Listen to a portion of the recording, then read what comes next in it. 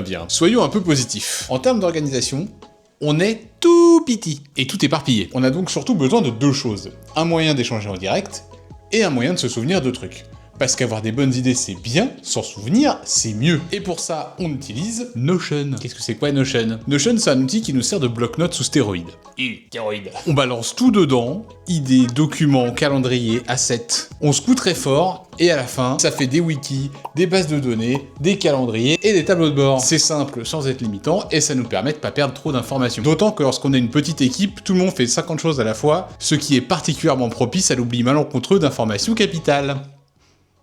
J'en dirai pas plus. Pour ce qui est des informations de tous les jours, on a choisi Discord. Quelle surprise! Ceux qui ont vu la vidéo précédente savent que ça n'a pas toujours été le cas. Mais finalement, Discord s'est imposé pour deux raisons. Tout d'abord, le système de salon qui nous permet de faire un genre de bureau virtuel. Ça permet de se pointer dans un salon comme si on se pointait dans une salle de réunion. C'est un peu plus naturel et ça permet à chacun de se rendre disponible s'il l'est, plutôt que d'avoir des espèces de systèmes de statuts, de choses et d'autres pour essayer de simuler juste le fait d'être dans une pièce.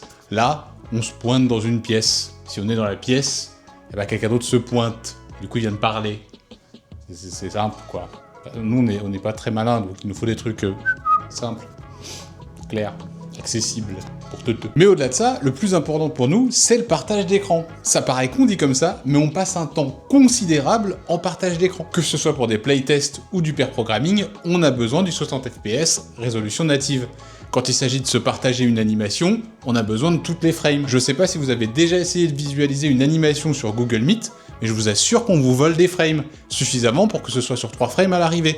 Vous avez le début de l'anime, le milieu de l'anime et la fin de l'anime, mais aucune idée de ce qui s'est passé entre les trois. Là, avec le partage d'écran de Discord qui est plus orienté jeux vidéo à la base, et ben ça nous permet de partager de la vidéo plus fluide, de partager quelque chose de plus clair. Petite note, si vous voulez utiliser Discord dans le cadre professionnel, ils ont une gestion des données qui peut être par moments un peu douteuse. Voilà.